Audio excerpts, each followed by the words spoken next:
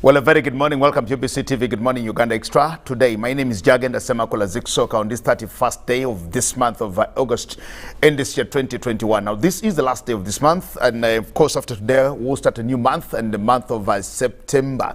We thank God that He's brought us this far, and of course, this March that we're still here. To just remind you that COVID is still with us, and we need to ensure that we observe all the SOPs, wash our hands with running water and soap, sanitize whenever you can, put on a mask rightly, especially when you are in public, and also try to socially distance or physically distance whenever you can. But let's do all the other things which can be done. We can put on masks, we can wash, we can sanitize to ensure that we fight COVID out of this country of Uganda. We can be like the other countries where COVID rates have really gone down and life is getting back to normal. We also need to get back there, but it takes all of us to do what we need to do to ensure that we manage it.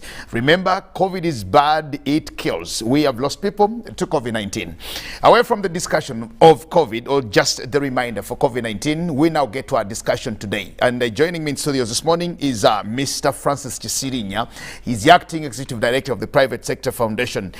Joining us here today to talk about the Private Sector Foundation. You're very welcome, Mr. Chisirinya. Thank you very much, Mr. Jagenda. And thanks very much, our viewers, this morning. Well, a very good morning once again. Thank you so much for making time to join us and to be here with us on UBC TV today. The Private Sector Foundation, commonly, of course, referred to as PSFU. To just get to the minds of those who are watching us, Ruben Impima Chibirango being one of them, he wants to know what Private Sector Foundation is. Thank you very much, Mr. Chibirango. Private Sector Foundation is a private organization which was founded by the business community, working with the donors and the government way back in 1995. They formed it to represent the private sector, to lead the private sector, and to serve the private sector in Uganda. So our work is mainly about representation, representing the private sector. Colleagues, you might ask, why should we represent? If you look at the SME policy, Small Business Policy of 2015, it tells us that we have about 1.5 million business establishments. And these are the formal ones, the ones that have registered. But those just account for about 43% of all business establishments in Uganda. So it means 53% are not registered. So you are talking about anywhere close to 4 million businesses, establishments in Uganda. Now, all these establishments must be represented. So our job as Private Sector Foundation is to represent all those business establishments. Put simply, we say very clearly that whoever is not an employee of government, does not receive a paycheck from government, is actually a private sector person. And those are the people we represent. What's the difference between you as a PSFU and Uzia and UMA? Now, for us as PSFU, we are the apex. We are on top. Now, the people or the organizations that are our members are the sector associations that you, for example, mentioned, like UMA, Uganda Manufacturers Association, like Uganda Small Scale Industry Association, Uganda Bankers Association, Uganda Farmers, and many of them. Actually, we have about 270 associations today. Now, those associations under them, they are all those established businesses that work under them. Okay. And there are thousands upon thousands of them. So they associate in their sector associations, and then those associations now become the members of Private Sector Foundation. Okay, that means at Private Sector Foundation, you do not have individual companies, you have associations, is that so? Yes, majority of the members are associations. There are only few companies that come in as direct members, but those are very specific multinational companies, and the very big ones, because we appreciate that their issues seem to cut across. For example, if you look at like a big manufacturer, call it like Mkwano Industries, which all Ugandans know. So the Mkwano Industries its business cross-cuts many sectors. It manufactures, it participates in agriculture, it participates in logistics, and so many other sectors. So meaning that you cannot really place it in one sector association. Yes, it can be in a sector association where it feels most comfortable, but from the way it operates, it actually associates with the others. So that's why it can come to the PSFU, because it cuts across many sectors. And very few companies really are able to do that, and it is those that meet that level that can be direct members of PSFU. So how big is your membership? Our membership, as I said, is 270 associations, and under those associations there are hundreds of thousands of businesses, and we know from the last count that there are over 500,000 business establishments. 500,000 of them? Yes. Okay. Yes. Very important. Now, what's your core mandate as PSFU? Now, for us as PSFU, as I said, our core task to begin with is to represent, to engage, and serve the private sector. So to serve this core mandate, we do this by, first of all, researching to ensure that we are able to represent our businesses properly. We conduct research. The second thing as part of our mandate is that we conduct advocacy for a better business environment in the country. The third one, part of our core mandate, is that we build capacities of the private sector in Uganda, the businesses, the associations, so that they are better able to compete locally and globally. So the fourth element of mandate is we are required to build partnerships and strengthen them so that they can be able to serve not only the business community in Uganda, but also other sectors and other facets of life that together combined make up what we call the economy. Okay, well now that's important because we now see this apex body called the Private Sector Foundation of Uganda having quite a number of all these associations that have under them very many businesses. So then how is your operational structure or administrative structure at that, for example? Yeah, now as I mentioned earlier on, we are established under the Companies Act. The Companies Act requires that for our sort of organization, we are established under that chapter of companies that don't have shareholding. So that's in what other PSFU words, is? Yes, we are a company but without shareholding. What we guarantee? do have, yes, is established by guarantee. What we have is members that have come together and they have guaranteed our existence. So they subscribe to our mission and vision and mandate, and they come together and form up the membership. So the 270 members create or have a governance organ, which is the board. The board is at the highest level, and the board is responsible for supervising management, for implementing, sourcing, creating policy and implementing the policy, but also ensuring that all the vision of PSFU is actually carried forward very well. Now that board, which comprises 12 key business people, is elected at the annual general meeting. We usually have an annual general meeting every November. Actually, our articles of association demand that we do have an annual general meeting 5 months after the close of the financial year. So our financial year closes in June, so 5 months is end of November. So we usually have our AGMs in November. So the board is elected for a for a period of 3 years. So at the AGM, the members sit.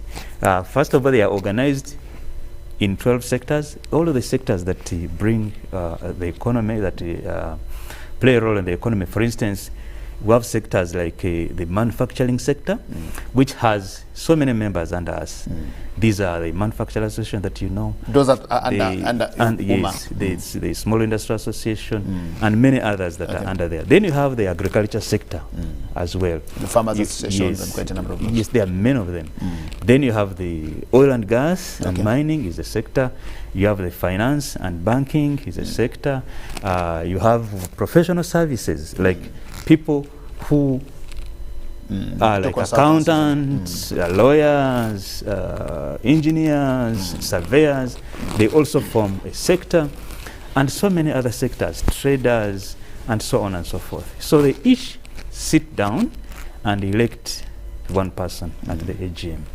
So that the group that they elect, because we are 12 sectors, those are the organizations that form up our board. So after we have elected the board, so they sit down and choose among themselves who the chairman is. So for the current board, which was elected November 2019, the chairperson of the board is Honorable Dr. Eric Alhanga, and he's really a very storied business person, corporate person, lawyer, and a social entrepreneur, as you know him. He's deputized by Honorable Dr. Victoria Sektoreko, who is also a household name. She's so passionate on matters of agriculture, and I think you very much know him, and many others. So we have a board of 12. Now this board of 12 now appoints the executive director and the management, and then the management appoints the rest of the staff. So this is how we are actually governed as private sector foundation. Okay, well, very important. Let's talk about the members. What does it take for one to subscribe to be a member? Is it by default that once somebody gets into some particular business in the private sector, then they definitely have to be members of a PSFU, or membership is also just a willing exercise for somebody to get in? Yes, we really encourage every business that is operating in this country to look out for its sector association. If you're working in manufacturing, please go and be a member of Uganda Manufacturers Association. If you're a small manufacturer, go and become a member of UZIA. If you're a farmer, go and be a member of the various associations that are within agriculture. If you are a professional, like you are a really enrolled lawyer, accountant, whatever, please join your sector professional associations. Uganda Law Society, Institute of Public Certified Accountants. First of all, be there. Now, those are the associations that in the end come to PSFU and become members. So the process of becoming a member, first of all, the eligibility that you are an association. An association that whose aim and mandate is you've been established to serve businesses, commercial interests. That is another requirement. So when you meet all of those two, you're an association and you are there for enhancing business, then you can choose among the two types of associations that we have in which you want to operate. There is a type which we call the ordinary associations. Now, these have better benefits than the lower category of associations. The lower category of associations are usually those associations that have just begun and will seek to be helped to grow further, and therefore probably even their resource capacity is not that big, and their needs in terms of governance, in terms of being given the capacity to work and they manage their members better is a bit higher. But for the upper group of the ordinary associations, those ones are a bit mature. So you can choose which one you want to participate in as an association. So now when you have decided that, then you sit down in your own board as the association and they make a resolution that you want to participate and be a member of PSFU.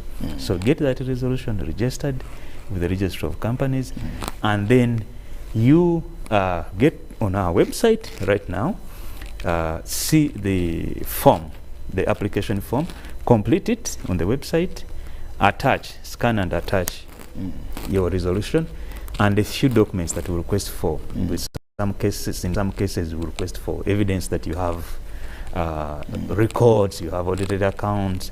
So you attach these and send them to PSFU. If you are not doing it online, then you can actually download, print, and deliver all of these documents to us as Private Sector Foundation. So when we receive them, we vet them, we go over them, and then our membership committee reviews them, and if it finds them appropriate, then it presents it to the board for the board to enroll this one as a member. So when you are enrolled, you now are requested to pay this membership fee. and then the annual subscription. So that is how you become a member. For the corporates that I've said fairly big and operate across sectors, and these are mainly multinationals and the very big local companies, you also go through the same process. You get a board resolution that decides that you want to be a member of PSFU, complete the forms, have them submitted, and then the committee and our board will process this within a very short time and get back to you. So that is how you become a member of PSFU. Very important. Coming back to the issue of your existence, you've been here since I think August 1995, and we were talking about 26 years. Do you look at private sector foundation as a household name, or if it's not, what do you think needs to be done for people to appreciate? Because we talk about your existence, which is a lifetime to many Ugandans today. When we talk about the private sector, the foundation, many Ugandans do not have 26 years of age, and the private sector has been here longer than many of them.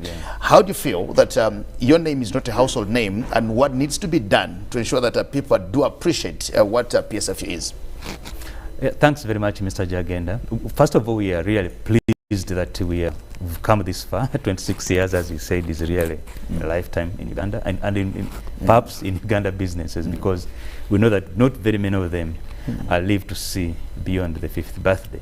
But for us, we are 5 times there, and we are here forever, I should say. Now, as PSFU, I'll tell you that we believe that we've touched very many people in this country, and many people know about us. But perhaps what remains for us to deal with is to be a little bit sharper, a little bit clearer in the way we present ourselves and in the way you understand us. Many of the people in the private sector know more about our work and don't know about us. I think it is something that creates a problem. It's just like many of consumers might know a particular brand. If you look at the corporate world, people might know whatever look at your favorite brand, but you might not necessarily know which company is behind that particular brand. I think this is what we try to realize, that people know us more from the things we do than knowing us as the private sector foundation. So that is the gap that we've realized, and we are working very hard to ensure that we are now able to associate, to let you as the private sector in Uganda and the general public associate us with those things you love so much about us, with us as private sector foundation. Okay.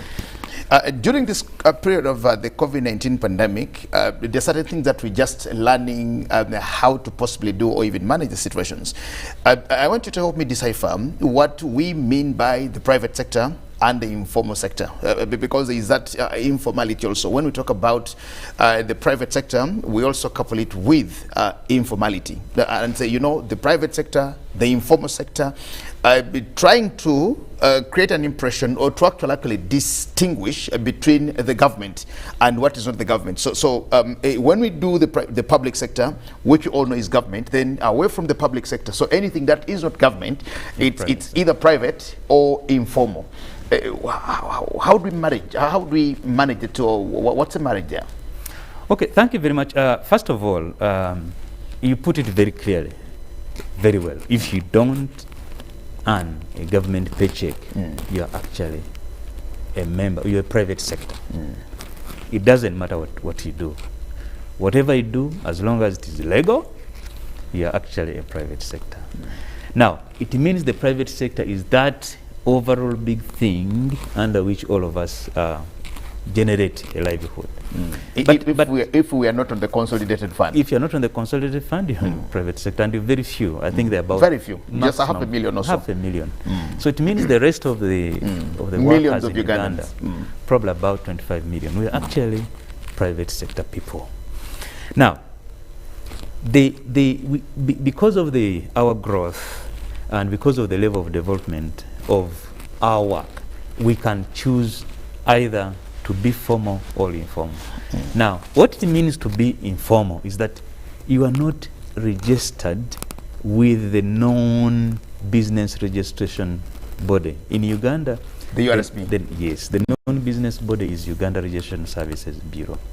So if you're not registered with Uganda Registration Services Bureau, then you are an informal operator. But there are also some other laws that where people register some organizations that are not, so that they don't all have to go to URSB. For instance, I know, for instance, there are cooperative groups which actually are registered under the Cooperative the Ministry Act, of Trade. Ministry of Trade.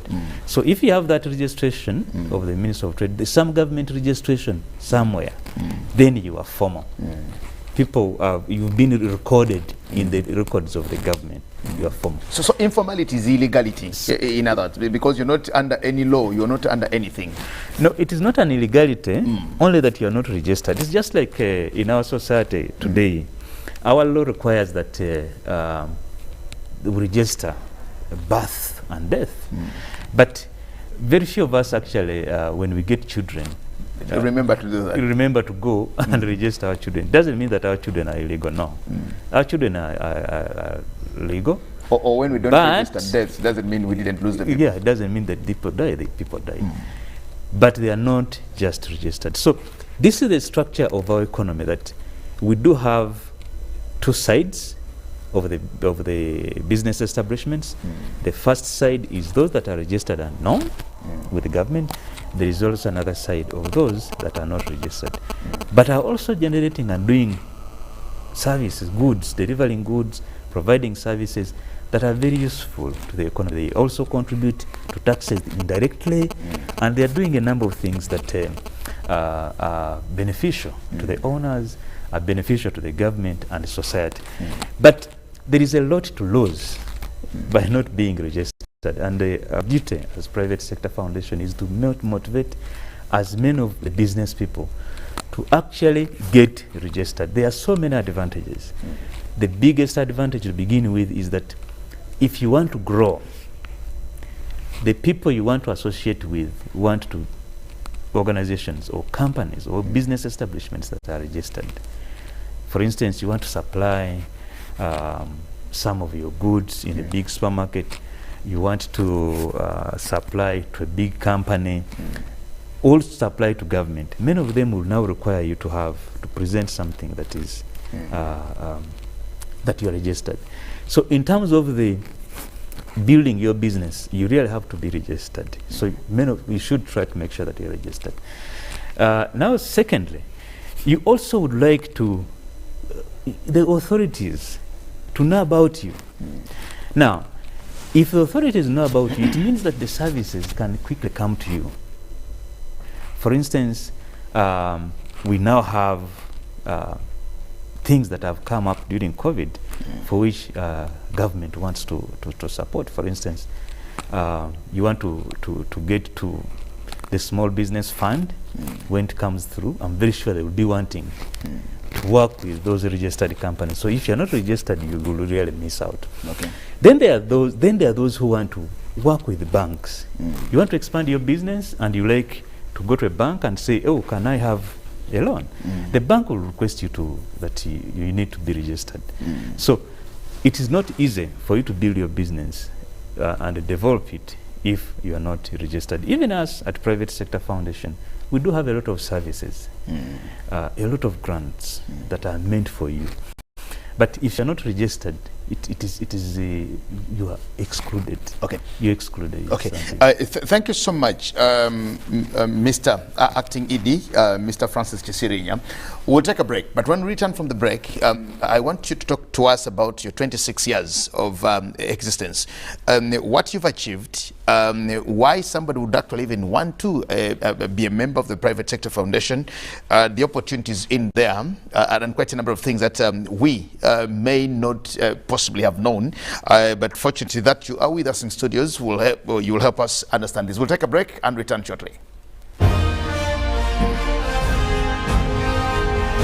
Live from UBC Studios in Kampala, this is Good Morning Uganda Extra.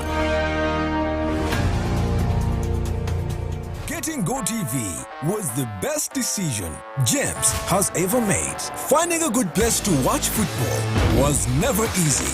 but it was costly. Until James discovered something big. Now he can finally enjoy the benefits of homegrown advantage with a decoder and 1 month of GoTV Valley. For just 25,000 shillings, enjoy the world's biggest leagues and cap competitions. GoTV Uganda, love it. Echa COVID-19 kijja kugwa only if we stay at home, observe physical distancing, wear masks properly, sanitize or wash our hands with soap and water regularly, or get vaccinated now.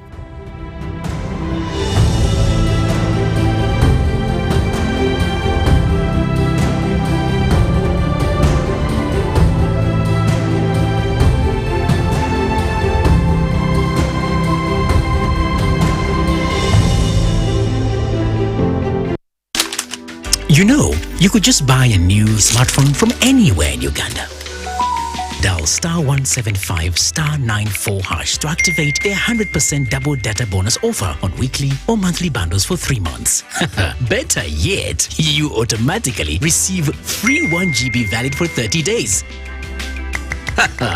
You are hooked already, aren't you? Enjoy a 100% double data bonus from Airtel. Buy a smartphone from anywhere in Uganda and insert an Airtel SIM card. Dial *175 *94 hash to activate a 100% data bonus offer on weekly or monthly bundles, valid for 3 months. Dial *175 hash and select your preferred bundle to activate a 100% data bonus offer on weekly or monthly bundles, valid for 3 months. Airtel, the smartphone network.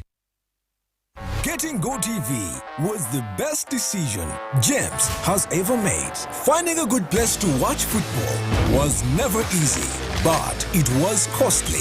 Until James discovered something big.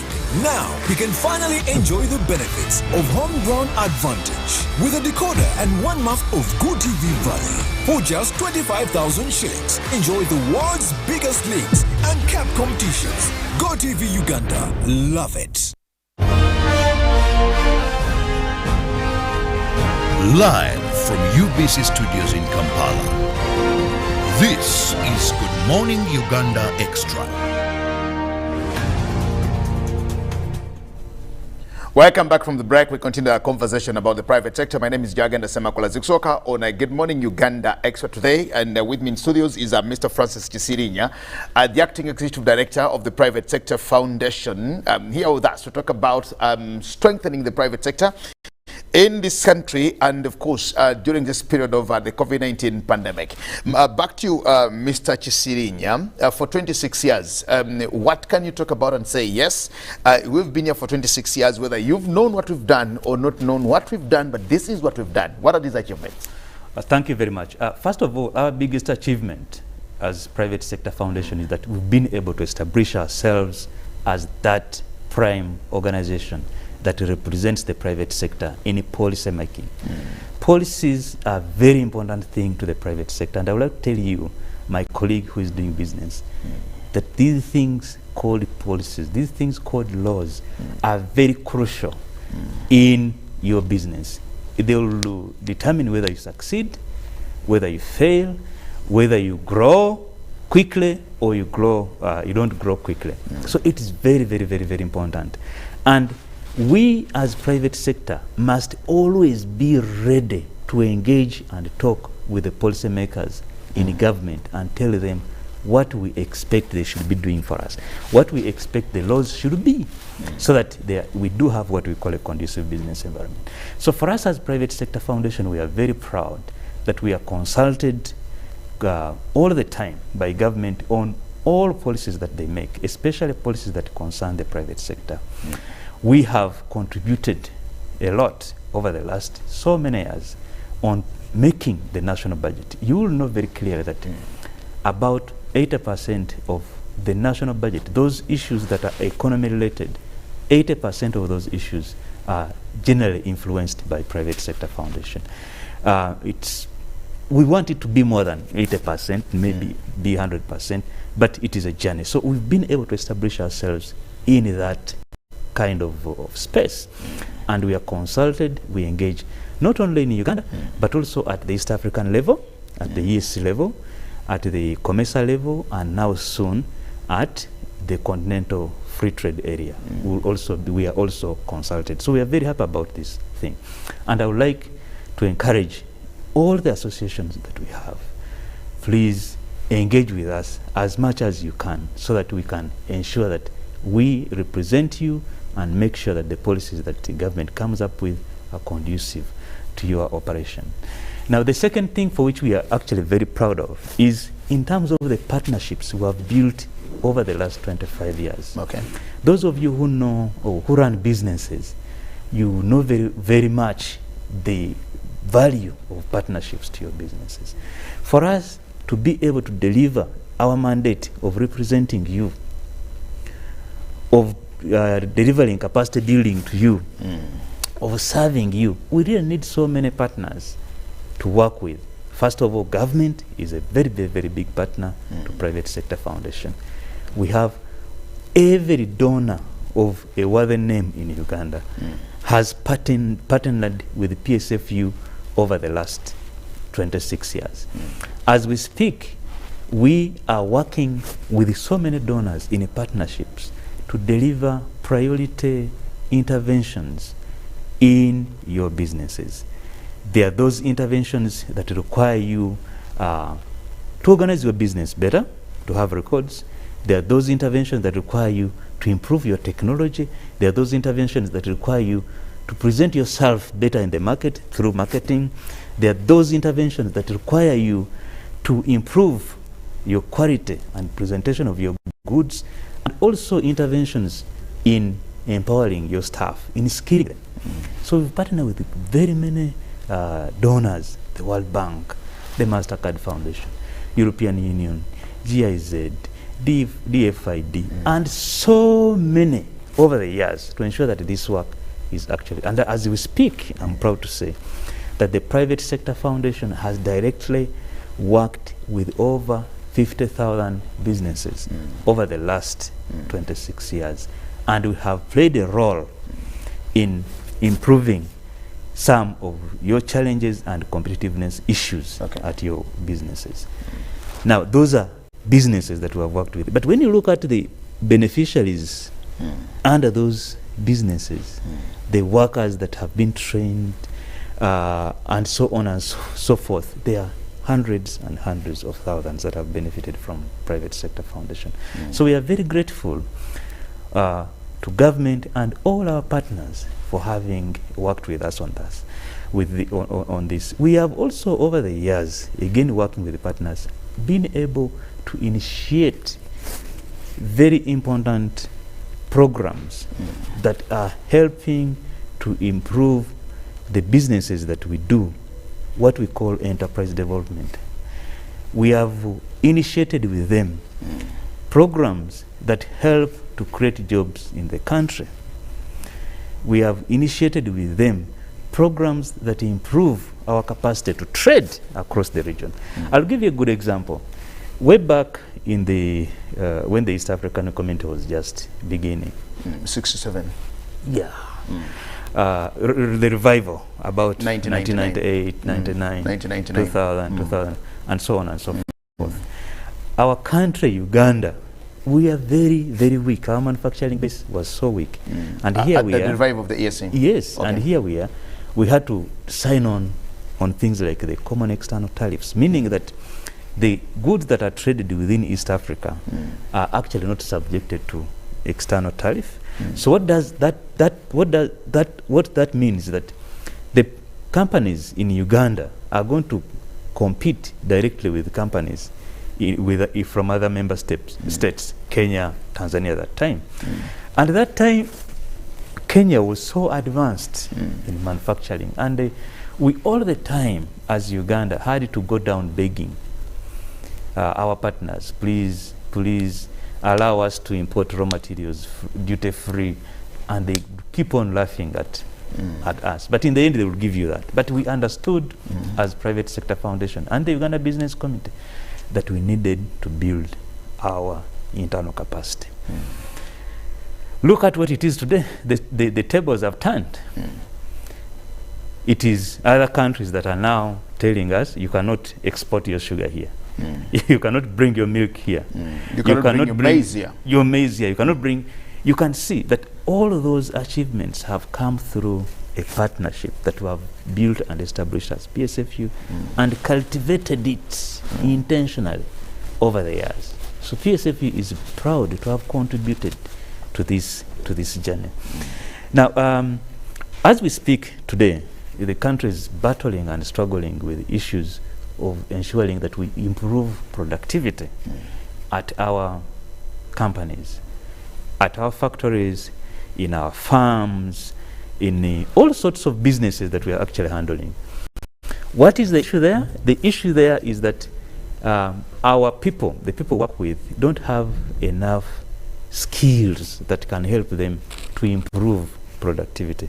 So many times, countries would laugh at us that, oh, you need so many Ugandan to do a job one Kenyan does. Yes, we used to all those things yes. were there. Yes, it's because we had some skills gaps, and we are working to uplift the skills of our workers. And the Private Sector Foundation in Uganda is playing a massive role here. As I speak, we have been able to train, just in one program, about 70,000. The SDF? Yes, 70,000 people in our SDF program to upskill them. And we've got reports from the impact assessments that we have completed of how the employers are now happier with their staff. Their staff can do better. And the staff are happy too. It yielded results. Yes, they're happy too. They're doing their work better. We have also done a lot of work under our MGF, Matching Grant Facility programs, over the years to now look at things, not only skills, but things to do with quality improvements. To improve quality, there are a number of things that go in there. Do you know the quality requirement that is needed? You know the quality standard that is needed? Yes. What does it take in terms of investment in equipment, in terms of investments in human resources, and so on and so forth? We have worked with companies to improve their quality standards. Actually, we have even gone beyond working with companies to comply with the Ugandan standards. We have gone beyond and are helping companies to achieve and obtain what we call ISO certifications. So many companies, maybe hundreds of them in Uganda, have worked with us to establish international standard organization certification systems, meaning that these are now companies that are operating at international level. No wonder we are able to compete with other countries. So we have done that. Now lately, we have also found and organized a new approach which we can use to build, to do what we call enterprise development, but at the same time create jobs. So we are thinking that we can still grow our businesses, but grow them with jobs. So the issue of jobless growth that the country experienced in some years, we are making some contribution. We're not saying that we are doing all of it, but we are making some contribution. How are we doing it? If you've, members of public, if you've heard about our Lady Farm structure approach, which aims at organizing value chains but under a leading company. That model, that approach is helping us to intervene and generate growth at all the value chain actors, but also create jobs along the way. How do we do it? We've put together a 3-menu intervention. That menu, first of all, is to organize that structure and a lead firm. We identify a big company with the capacity to use its supply chain to bring in so many actors, so many players with it. And if they're young people, we are even happier. If they're women, we are most happy. Now, under that system, the lead firm commits to making investments in a plant and equipment and says, I've been able to invest so much and I expect that I'll grow my raw material requirement by so many tons. And for me to get those tons, I need so many farmers to be organized to supply me.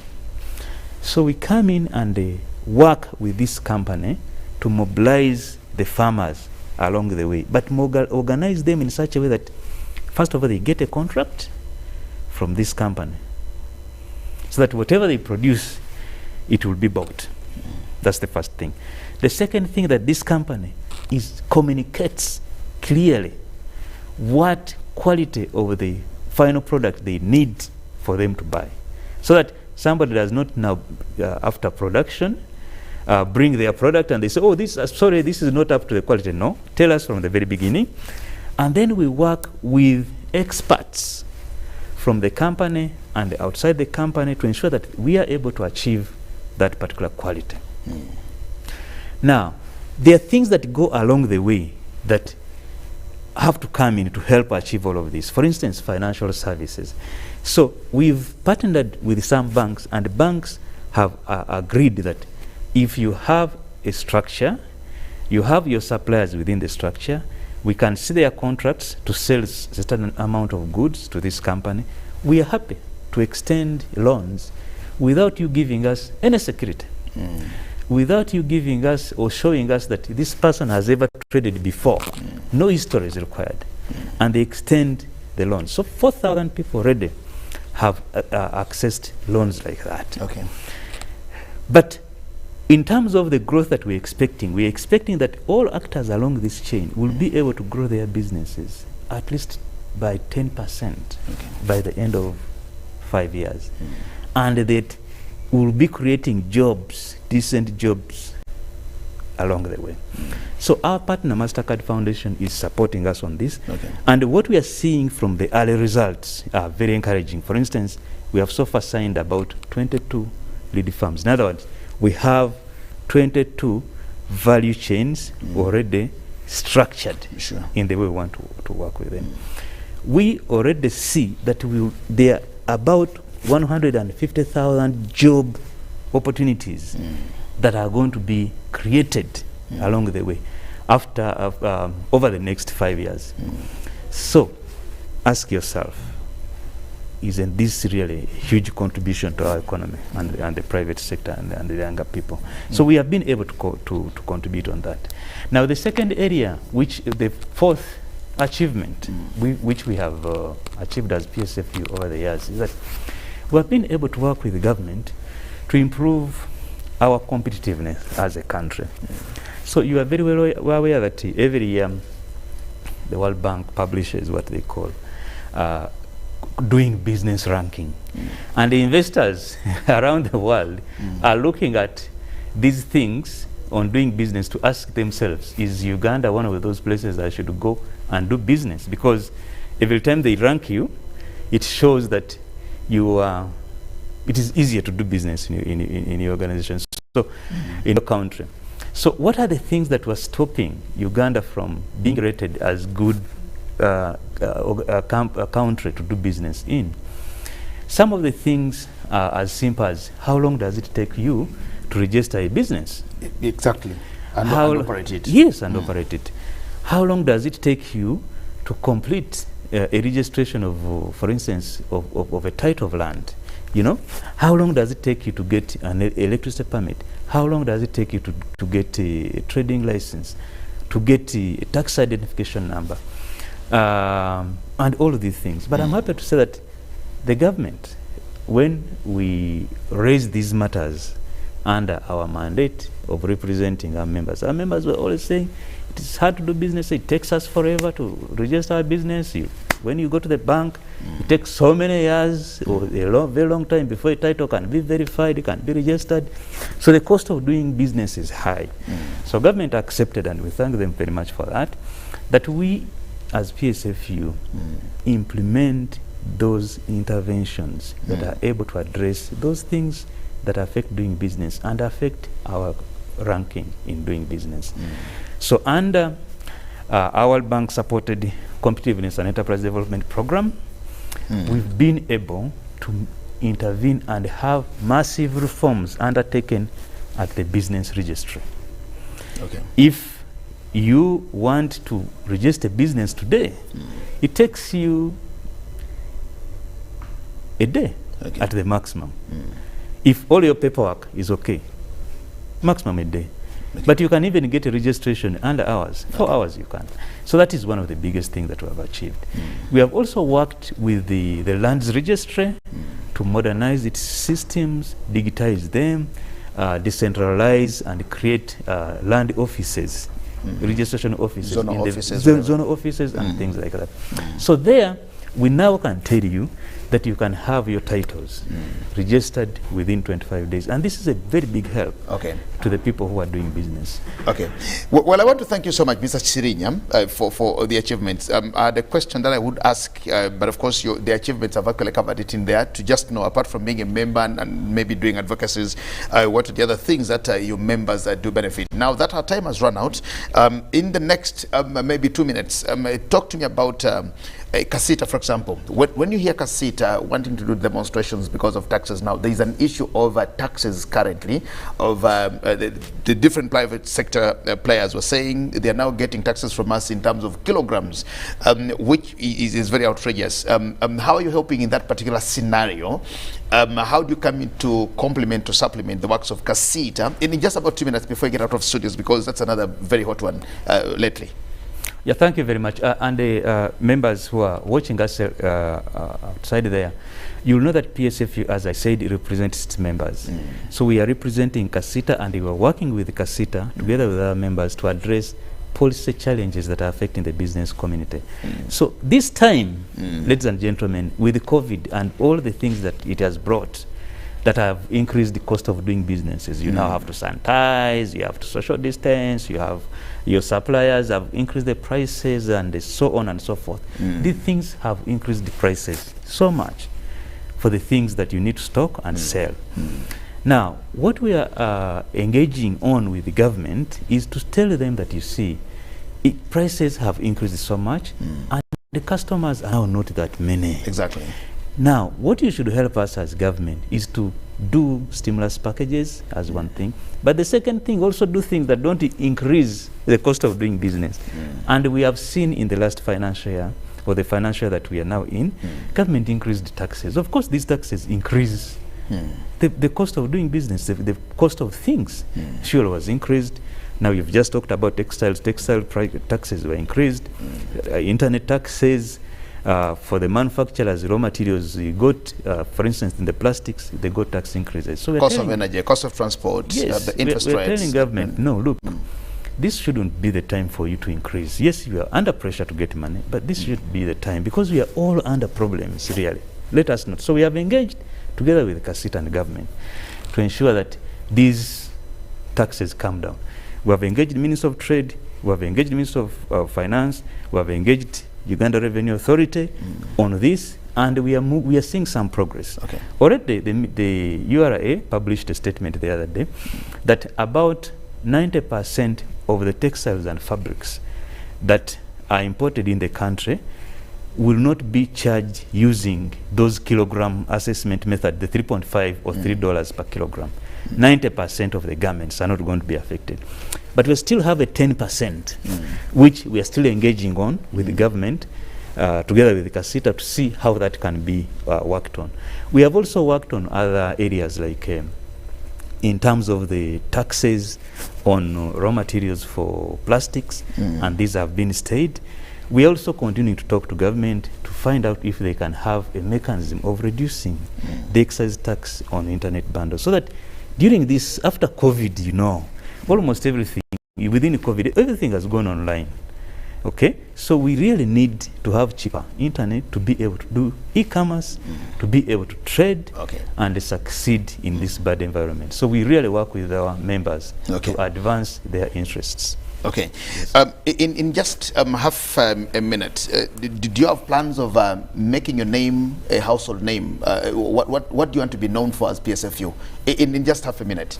Certainly, as PSFU, our biggest interest that we become a very influential organization, an organization that can be referred to by government on anything that they want to do, by scholars, by the population. Everybody should know us. We should end up being an organization that is known and represented, even at the parish level.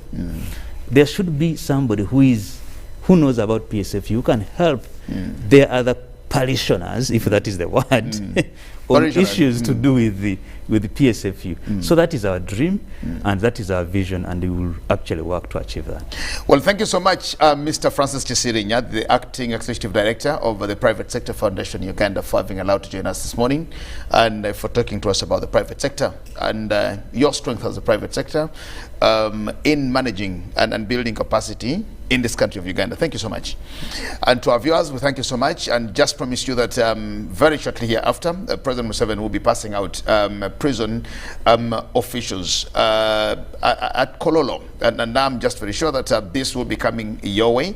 But until then, just wishing you all the best for today. For God and my country, stay blessed. Remember, COVID is real, but we can still fight it together. For God and my country, stay blessed, and good morning. Good morning. Thank you. Thank you, sir. Live from UBC Studios in Kampala, this is Good Morning Uganda Extra.